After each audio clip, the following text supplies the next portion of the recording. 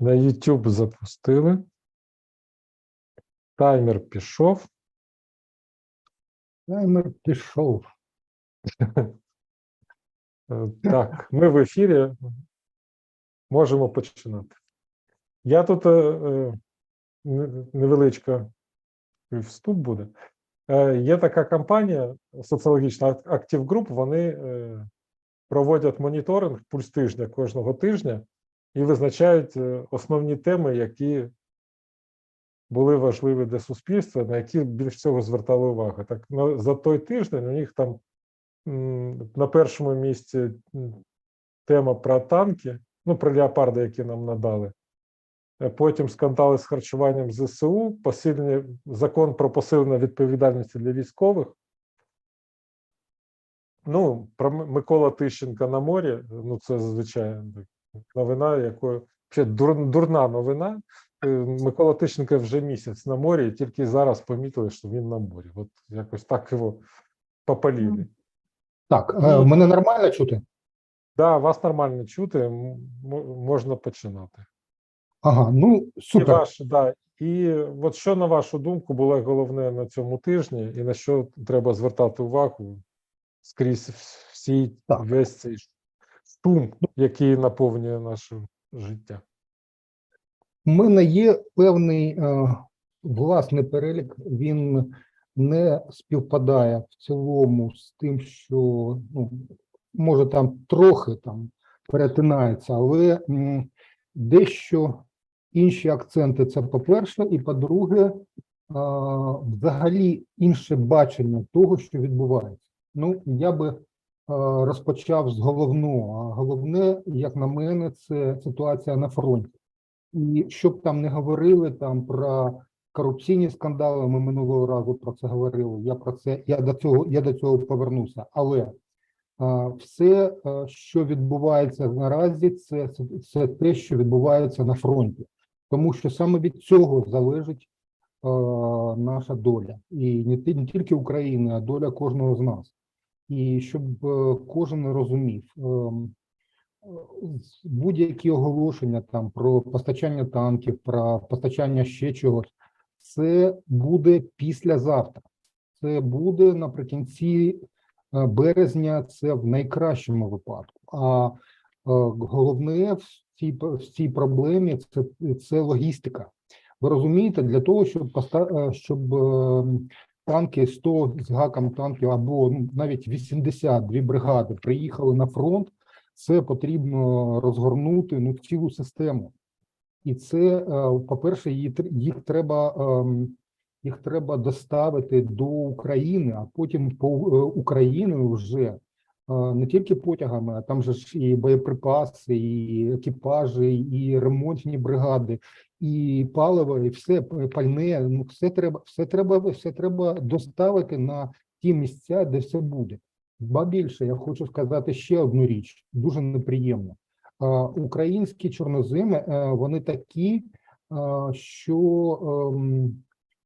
важкі танки, а всі танки, які нам надають, вони важкі танки. Це від 50 і більше тонн.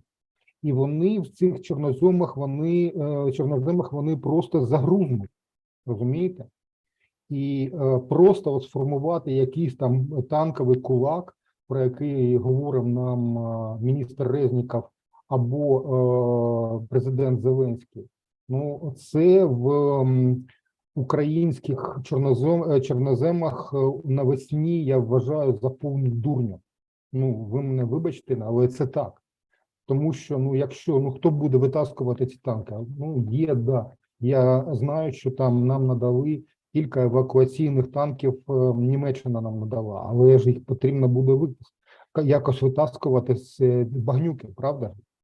Але я хочу сказати головне. Наразі те, що відбувається на фронті, це про те, про що нам не говорять. Я дуже уважно слідкую за зведеннями Генерального штабу і дивлюсь на різні мапи, і вони насправді бувають там, більш-менш там схожі, там і Deep State, і може там War Monitor 3, там і ще там кілька мап є, і на кожну треба дивитися і якось аналізувати, щоб вона співпадає, вона чи не співпадає з реальністю. Так ось, що я хочу сказати. Наразі ми маємо дуже велику проблему біля Бахмута. Це насправді проблема, тому що задум командування російського, він ну, цілком очевидний, тому що вони хочуть взяти в кільце Бахмут, відрізати його від постачання, а потім розтрощити, як це було з Маріуполем. І до цього все йде, тому що на півдні від Бахмута вже йдуть, ну, точаться бойові там зіткнення на околицях Костянтинівки, а на півночі йдуть бої на трасі Бахмут-Сіверськ. І це дуже велика проблема. Тобто залишається насправді дві дороги, яким можна постачати боєприпаси і все інше, якось наших хлопців там утримувати. Це траса на Слов'янськ з Бахмута, ну і хто подивиться, може там, я не знаю, там мапу подивіться. І друга це така другорядна траса, вона йде між Краматорськом і Костянтинівку на Костянтинівку туди. І тоді треба вам буде подивитися, і ви подивитеся, ви зрозумієте, що якщо на півночі вже Красна Гора, а на півдні Іванівське, то це майже напівкільце в Бахмуті, що б там не говорили. І ситуація дуже тяжка. І коли будуть ці танки, коли будуть ці боєприпаси, ніхто не може наразі сказати. Тобто вони йдуть, але коли вони будуть? І кожен день це десятки наших життів, наших хлопців, яких гинуть. І я вже втратив дуже багато друзів і саме під Бахмутом і під Солидаром. І якщо ви цього не розумієте, якщо ви слухаєте тільки гівномарафони, які вам розповідають про нашу перемогу і про те, що треба вже щось відбудовувати, то ви просто тупі хом'ячки. Ви вибачте, але це так. І те, що вам говорять, це неправда, насправді. Ну, треба дивитися, навіть просто читати зведення. І тоді ви зрозумієте, що насправді ситуація дуже тяжка. Трохи краща ситуація на іншій ділянці фронту, це біля Вугледара. Вугледар – це інша частина плану російського командування взяти у кільце всі сили операції Об'єднаних сил, тобто всю Донецьку область. І з двох кінців, починаючи з Сіверська, Бахмута на північ, і також на північ через Павлівку, Вугледар і далі на Олександрівку для того, щоб замкнути кільце. І тоді всі війська і всі укріплення будуть захоплені, і це дуже скрутно буде, ну справді. Я вважаю, що не я один такий розумний, і наше командування про це теж знає, але я ще раз наголошую, що ситуація на фронті дуже тяжка, ще раз. Ситуація на фронті дуже тяжка, не вистачає геть нічого. Я хочу ще раз сказати, не вистачає танків, не вистачає артилерії, не вистачає боєприпасів. Коли нам говорять про те, що ось, я ставлю просте питання, де ленд-ліз, який був підписаний у травні місяці торік? І я не маю відповіді на це запитання. Розповіді про те, що нам ленд-ліз не потрібен, ну ви знаєте, ленд-ліз передбачав надання і атак МС, і усього такого іншого, і винищувачів, і штурмовиків, і все мало бути в Україні вже зараз, і танки в тому числі. Але ми цього наразі не маємо, і всі розповіді про те, що нам допомагають, ну так, нам допомагають, але чому нам допомагають? Ось давайте до цього. Це друга тема. Тобто перша тема була фронт. Друга тема, чому нам допомагають? Не танки. Танки – це само собою. це окрема річ. А чому нам допомагають? От спробуйте для себе відповісти на це запитання, поставити його і відповісти на нього. І я хочу сказати, у мене є відповідь на це запитання. Коли минулого року, торік, це було, всі були впевнені, що Україна довго не протримається і можна надати тільки те, що надали. Але виникла така неприємна ситуація, що Україна почала навіть наступати.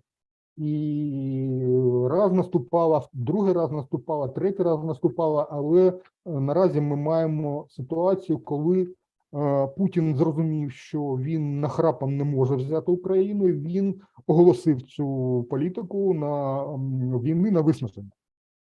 От це така от війна на виснаження, і у них, у Росії, ресурсів набагато більше, ніж у України.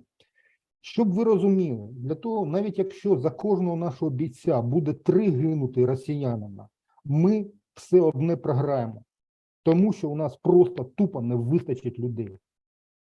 Якщо ви цього не розумієте, то просто готуйтеся до того, що вас викличуть до військкомату і ви, центру комплектування, я перепрошую, і ви будете просто, вас кинуть як м'ясо. І ще одна річ, дуже важлива. Це те, про що ніхто не говорить, але тепер я буду говорити.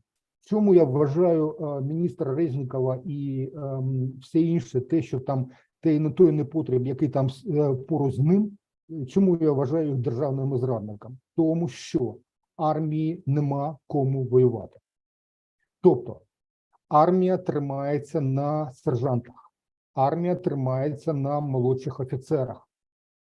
Протягом року у нас не було підготовлено нормальних сержантів. У нас немає командування на місцях. У нас більшість командирів середньої ланки, вони совкові.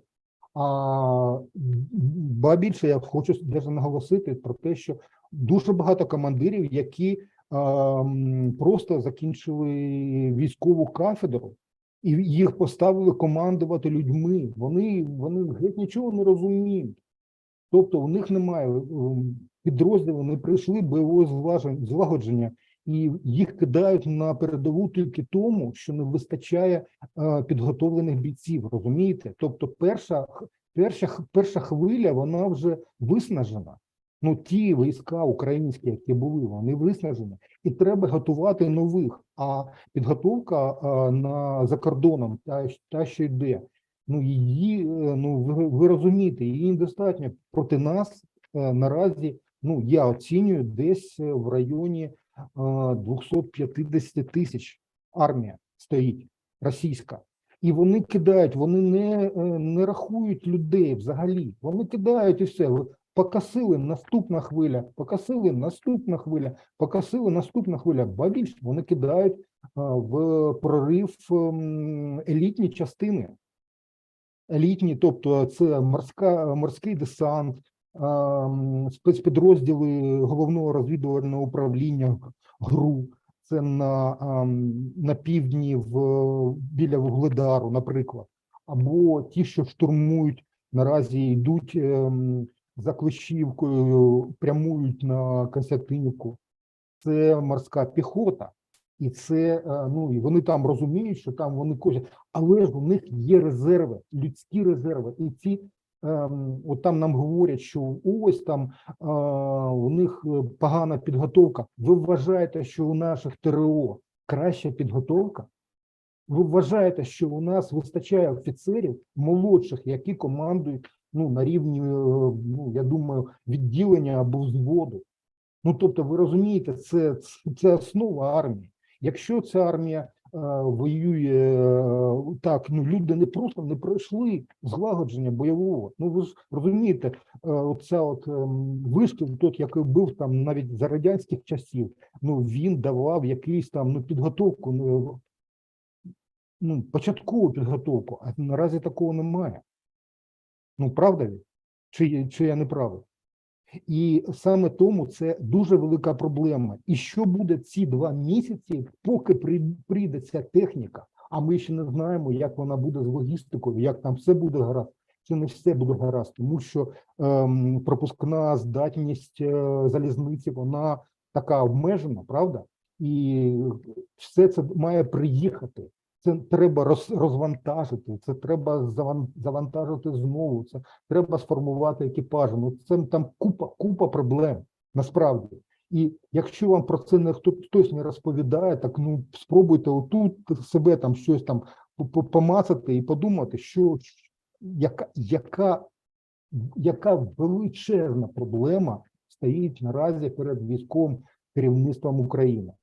І тут ми маємо на цьому тлі ми маємо тупе розкрадання наших грошей і грошей американських платників податків.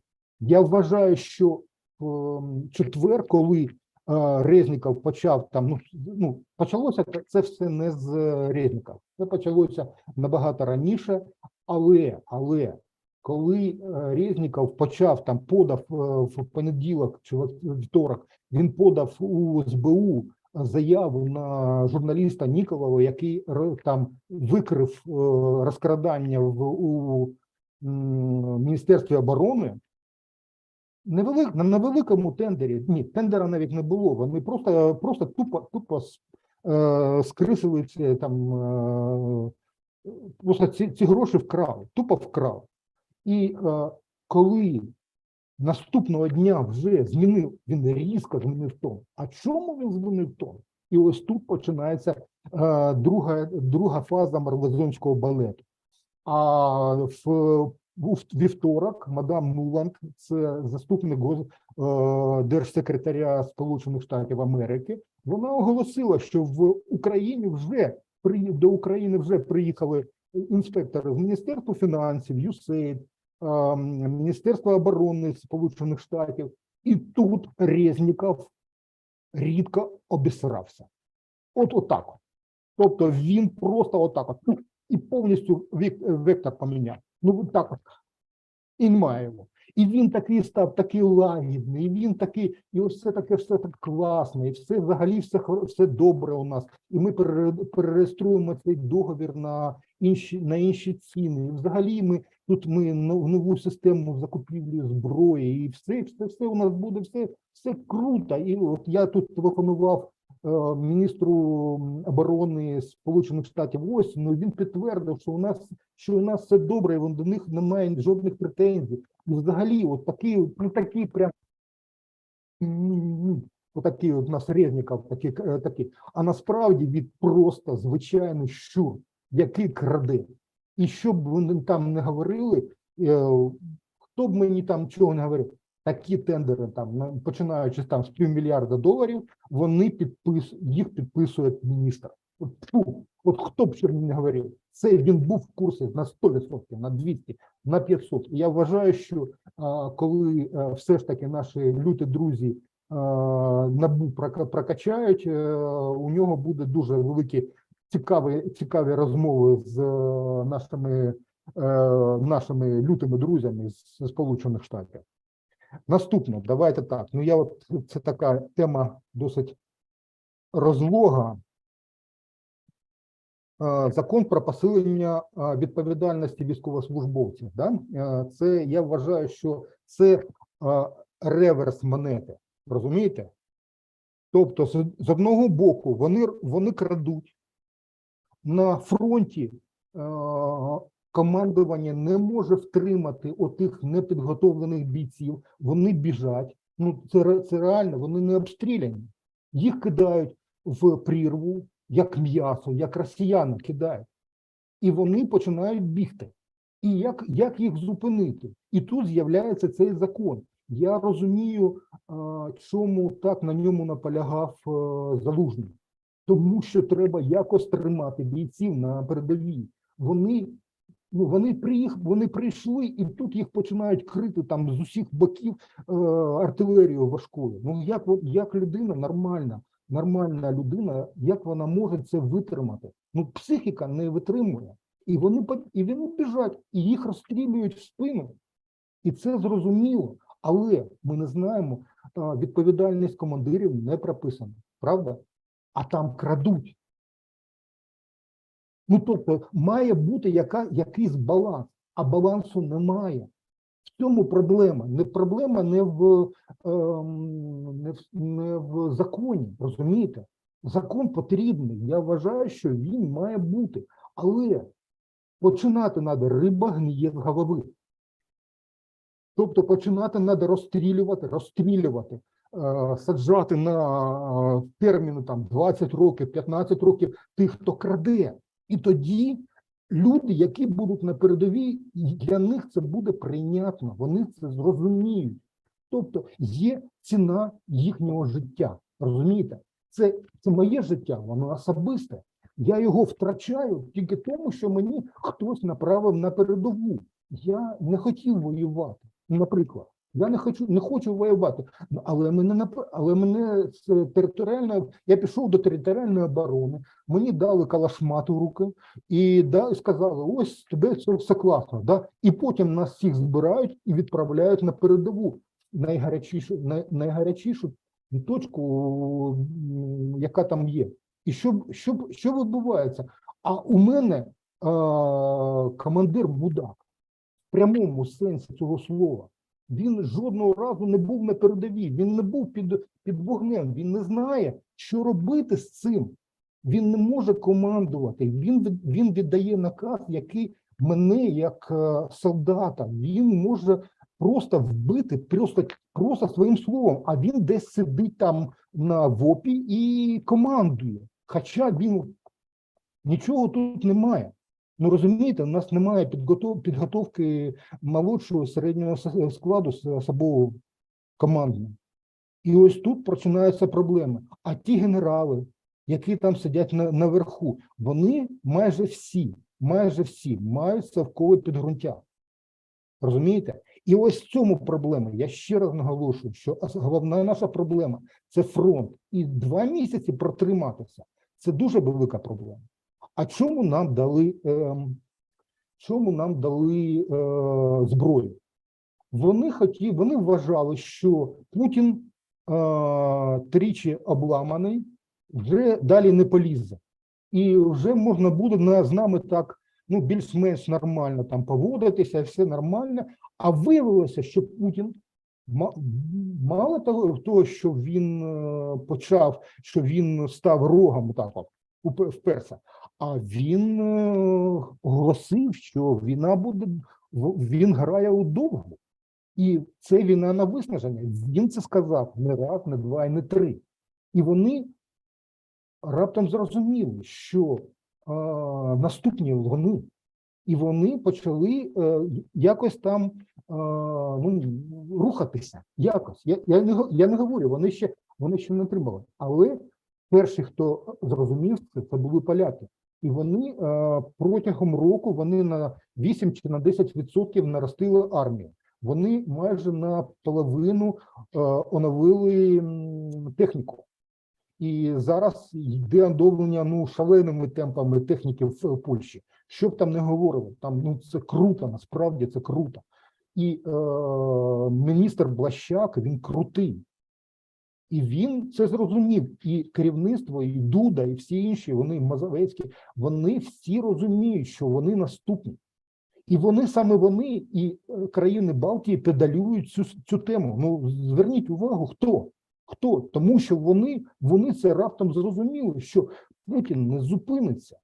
І треба якось що з ним робити. І якщо хтось думає, що Путін не нападе на країни Балтії, це дурня. Якщо Україна впаде, наступні вони. Що б там не говорили.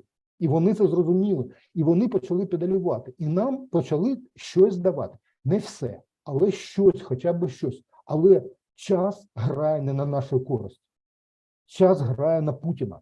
І у нас є перед нами 2 місяці, які треба якось витримати. Як? От як витримати ці 2 місяці? А тут ще й крадуть. Та не просто крадуть, а мільярдами. Не мільйонами, мільярдами доларів крадуть. І ось тут для нас єдина, на мою думку, єдина річ, яку треба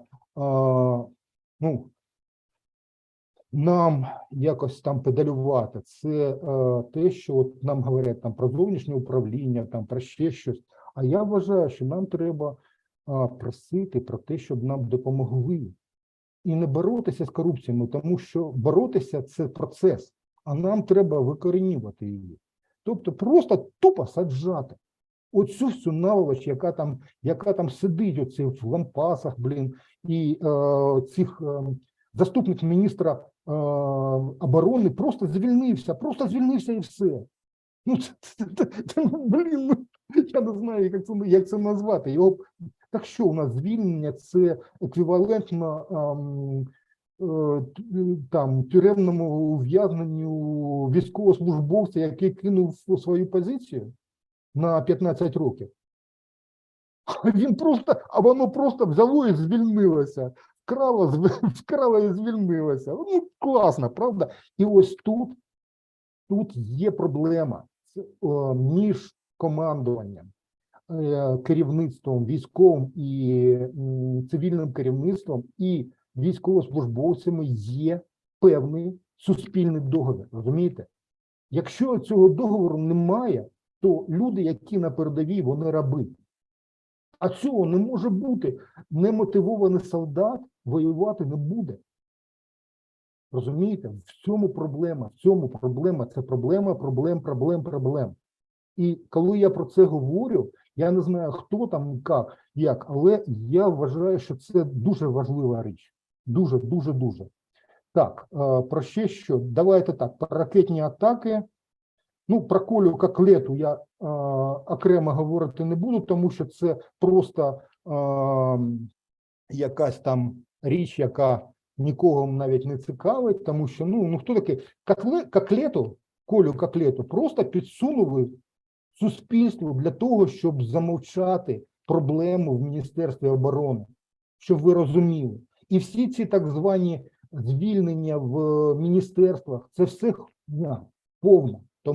Тому що проблема на фронті. Я ще раз повторюю, проблема на фронті. Наша головна проблема на фронті. І друга така ж сама проблема, реверс цієї проблеми. Це Міністерство оборони, яке не готувало нікого. Не готувало молодший командний склад. Тому що за рік можна було підготувати 5 тисяч сержантів. Розумієте? Оцих 5 тисяч сержантів, вони би тримали цей фронт. Ну, треба навчання. Навчити екіпаж. А ще треба ремонтувати техніку, тому що техніка на фронті, це розходний матеріал, витратний. Тобто приїхав танк, бах, і його немає. Там, чи приїхав БТР, бах, його немає. Його треба ремонтувати. А що таке ремонт? На фронті це не зробиш. Тобто треба його витягти, якось там відправити до тилу, правда? Там, а може і за кордон, щоб його якось відремонтували, заварили і повернули назад. І це час, це залізниця, це шляхи, це купа людей, які в цьому задіяні.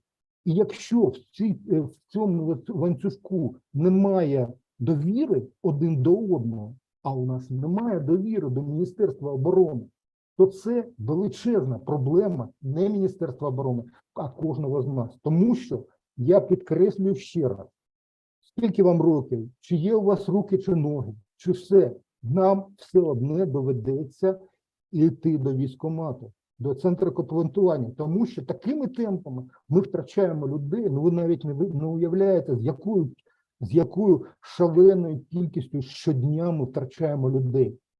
Нам просто не вистачить людей. І коли нам говорять, що там хапають когось там з повістками, там роздають, ви розумієте, що це безвихідь. Тому що немає підготовлених людей. А ті люди, які мають підготовку, вони виснажені. Ну не можна воювати 12 місяців на фронті, це кукуха їде, просто їде і все. І люди просто тупо втомлюються. Їх треба міняти. Це заміна, це нормально. Треба свіжими частинами заміняти. Там людям треба освоювати якусь техніку нову. Ну, треба, це треба робити. І ось це саме проблема. Тобто, про що я хочу закінчити, тому що вже 28 хвилин ми розмовляємо, це дуже багато. Але я хочу сказати, тема тижня – це фронт. Фронт внутрішній і фронт зовні, і фронт на Донбасі. Конкретно на Бахмуті і на Вугледарі і під Авдіївкою. Це проблема. Все інше – це другорядне. Я розповів, чому саме нам дають зброю. І нам її катастрофічно не вистачає. Якщо б ми її отримали у вересні, то ми наразі люди б її змогли, мали час її опанувати, навчитися керувати. Ну, тобто, пройшли б нормальний вишкіл. Вишкіл за 2 місяці опанувати сучасний танк з сучасною американською системою ведення управління вогнем і управлінням полем бою. Ну, це смішно, друзі, це смішно.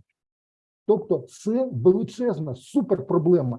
І цим має займатися не військове командування, не Залужний, Шаптала і компанія, а саме Міністерство оборони. Це комплектування, це мобілізаційний ресурс, це харчування, це зброя, це все. Це не Шаптала, це Міністерство оборони. Друзі, це Міністерство оборони. І те, що наразі відбувається, це, я вважаю, державною зрадою. Я вважаю, що міністр Резніков має висіти, на ярмі в Києві, там отак от гайдатися. Жирний туші. Ну, це моя впевненість в цьому. І коли мені там якийсь там Буданов чи якийсь там інший представник говорить, що це буде якась там інформаційна спецоперація проти вищого військового керівництва, і починають перелічувати Залужний, Шаптала, Резніков, Єрмак. Розумієте? Нехай вони ще котлету туди долучать, тому що це одна ланка. Ну, це правда? І чи я не правий? Ну, таке. Ну, все, мабуть, все. Ракетні атаки. Ну, що можу сказати? Ну, останнє. Давайте так ще. У нас була минулого тижня досить потужна ракетна атака російська. І вона була в 4 хвилі. Перша хвиля була розвідувальні дрони і якась кількість цих шахедів. Вони прилетіли, вони розвідали все, що могли, розташування наших систем протиповітряної оборони. Потім пішла друга хвиля шахедів, які намагалися просто в дірки пролізти. Третя хвиля була ракети Х-52, це ракета, яка має нести ядерну боєголовку, але була просто болванка, теж промацували. І потім прилетіли калібри, потім прилетіли Х-55, Х-111, Х-555, це звичайні крилаті ракети, і певна кількість кинжалів і якісь ракети балістичні комплексу «Іскандер», які у нас поки ми не можемо збивати, тому що у нас немає самки «Мамба» або «Патріота». Ну, немає у нас поки. До речі, з «Патріотами» і самки ще одна проблема, тому що це техніка ще більшого рівня, і вона потребує опанування дуже, не за 2 місяці. Ну, ніяк за 2 місяці не можна. Це система керування. Це система, це не просто там якась там пускова установка. Ні, це система, і вона працює в системі. Я просто хочу сказати, що все, що вам говорять по оцих марафонах, оця лахшина на вухах, яка у вас там висить, і вони нам розповідають про те, що треба відбудовувати. Що відбудовувати? На Донбасі пиздець. Друзі, я називаю речі власними іменами. На Донбасі це не просто проблема, це суперпроблема. Як жити далі? Ну, якось триматися. Як? Ось моліться на Залужного і компанію. Вони хоч якось можуть за базар відповідати за власне. І це не Подоляк якийсь там, чи не Арестович, я не знаю хто там, чи Єрмак, який там щось там написав і все. А насправді це люди, які посилають людей на смерть. І якщо ми їм не будемо довіряти, то нема кому довіряти взагалі. А якщо ми не вичистимо таких, як Резніков, Єрмак, Татарів, там, хто там ще, да, оця кодва, яка краде, весь час краде. Ці гроші вкрадені у людей, які на передовій. Ви розумієте це? І вони вкрадені у нас. Тобто те, що відбувається, це теж їхня проблема. І вони весь час, от зверніть увагу, вони весь час клянчать гроші. Дайте. І минулого тижня були збори там щодо безпілотників. 11 місяців пройшло війни, і тільки на 11-му місяці Міністерство оборони щось починає робити з виробництва безпілотників. Ви що? І мені хтось говорить, що Резніков не державний зрадник. Та він півень, гамбурзький. Його треба вішати, розстрілювати та й катувати. Тому що такі, Резніков вже не один, розумієте? Це система, це мережа. Якщо цю мережу не розбити, нічого не буде. І наші друзі люті з-за океану, вони це зрозуміли, і вони прислали сюди інспекторів. І вони вважають, що вони щось знайдуть. Я бажаю їм успіху, чесно. Отак от, відверто, я вважаю їм успіху. Я дуже хочу подивитися, як цю, жирну свиню, Резнікова повісять, на ярмі. Я дуже на це хочу подивитися. Все як є. Тиждень пройшов. Такий вже тиждень. З безпілотниками ще гірше, тому що в нас всі безпілотники, майже всі, вони ж робляться волонтерами за власні кошти, за власні гроші, а їм постійно роблять всякі проблеми з комплектуючими. І на самом деле ті люди, хто роблять безпілотники наші, волонтери, вони ж всі під статтею. І те, що вони роблять, це фантастика, тому що вони роблять всупереч вообще всьому, що тільки можна зробити. Якось так і будемо далі працювати всупереч. Є питання таке, вічний вопрос від нашого глядача. Чому не їде Ленд-ліз? От на вашу думку, чому не їде Ленд-ліз?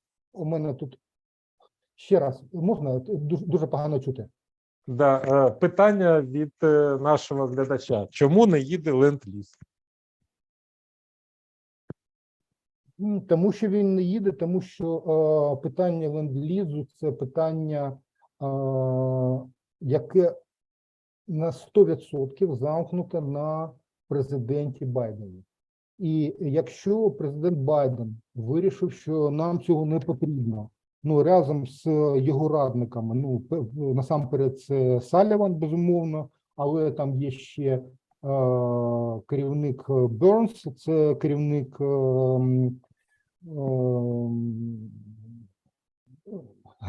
СБУ, ЦРУ, і є в них ще різні радники різного рівня, і вони кожен щось говорить, і вони насамперед бояться ескалації так званої. Хоча Борис Джонсонюк, він досить відверто сказав, що якщо Путін полізе, то всім буде погано. І він сам це розуміє, тому він не полізе. Так що може бути якийсь ядерний заряд. А чи ми боїмося наразі ядерного заряду? Та всі бояться. Насправді, всі бояться. Але більш за все бояться, безумовно, Байдена кампанії. Я так вважаю. І саме тому, ну і ще, і, безумовно, є друзі Путіна, це Макрон з Шольцем, тому що вони не хочуть остаточно там підривати всі мости, це безумовно. Але проблема наразі, наша проблема саме у Білому домі. І є, я не знаю, як нам з цього вийти, і чи буде у нас ленд-ліз. Але я вважаю так, що певні кроки я роблю, я особисто роблю. Я вважаю, що через сенаторів і конгресменів республіканців ми все-таки зможемо це питання прокачати. Тому що воно непросте. Тому що указ підписує Байден особисто. Це він, це його рішення. І що б там не говорили, наступна буде така річ, коли вони вийдуть за межі, за рамки державного боргу, стелі державного боргу, яка буде вже, я думаю, десь за місяць. І тоді вже республіканська більшість у Конгресі буде качати, якось буде качати права. Якось. Не остаточно, але буде. Ну, нам треба щось інше. Я вважаю, що ми маємо не просто просити, а ми маємо апелювати к тим силам, які можуть це прокачати. І якщо цього Зеленський не хоче робити, а він не хоче, тому що він весь час спілкувався з демократами. І все оточення спілкувалося тільки з демократами, тільки з ними, і більше ні з ким. Вони взагалі ігнорували республіканців, а наразі республіканці взяли Конгрес, нижню палату представників. І що з цим робити? Ну там щось там Маркарова промекала, але проблема не вирішена. Треба її вирішувати. І треба педалювати таких людей, як мадам Сварц, наприклад. Да? Пані Сварц, вона дуже така, це її зусиллями було проштовхнуто цей закон. Але цей біль, який було підписано Байденом у травні минулого року, він так і залишився просто якимось папірцем, ну по типу цього Будапештського меморандуму. Ну і все. Ну підписав, ну і далі що? Нічого, все так. Тобто така от ситуація. Тобто нам наразі можна розраховувати тільки на те, що нам дають. І ми маємо педалювати. Ну, Зеленський, і точніше спічрайтер Зеленського правильно наголошує, що Зеленський читає, розумієте? Він читає, він не хто. Він читає, він дуже класно читає тексти, які йому написані. Так ось спічрайтер йому написав абсолютно вірно, що треба педалювати, що ми можемо просто не витримати. Ну, у нас не вистачить ресурсів. І це правильний наголос, який був поставлений. Але все ж таки нам треба не тільки зброю, тому що ви розумієте, як тільки піде зброї багато, її треба буде освоювати, вишкіл, підготовка, логістика, ремонт, обслуговування, снаряди, ну, весь комплекс, плюс консультації, плюс, і це система. Це система. Чому за 11 місяців геть нічого не зроблено у напрямку підходу до стандартів НАТО? Не тільки в командуванні, ні. Тому що стандарти НАТО починаються з Міністерства оборони. І я ще раз хочу наголосити, Резніков – державний зрадник. Разом з тим, хто його поставив, і разом з тим, хто його підтримує. Всі інші так, 7-8, все інше подивимося, що буде. Але наразі треба обрати головного щура. Тому що навіть оця одна ламочка може змінити геть усе. Постачання, навчання – це те, що треба от прямо зараз. Хлопцям я можу побажати тільки одного – вижити. Вижити. Не перемогти, вижити. Тому що те, що відбувається, це пиздець. В прямому і, я не знаю, там, в якому там ще сенсі цього слова. Ну, таке. Це треба розуміти. Є ще якісь? Ну, Чи ще? да. Ну що ж, 45 хвилин ми проговорили, ми планували 20, а вже 45. Тому, напевно, будемо сьогодні заканчувати. Дуже дякую. Добре, да. Якщо є якісь запитання, ви у Дмитра ставте, а і чи у мене на сторінці у Фейсбуці, я думаю, що це буде розумно, і я спробую відповісти. Але у мене дуже проста політика щодо запитань і щодо тролінгу. Тролінгу я не сприймаю взагалі, тобто тролінг сразу бан одразу ж. Але якщо запитання розумне, то ви отримаєте повну і вичерпну відповідь на нього, безумовно. Все тоді, до Запитання зустрічі. До наступного до тижня. зустрічі. Дай Боже, що все буде так, як сьогодні. Що ми Все будемо ще... буде. У нас немає шансу, тільки ну, все одно ми переможемо, але ж якою ціною? Тут питання Яка ж у ціні. Так. Тут же питання у ціні.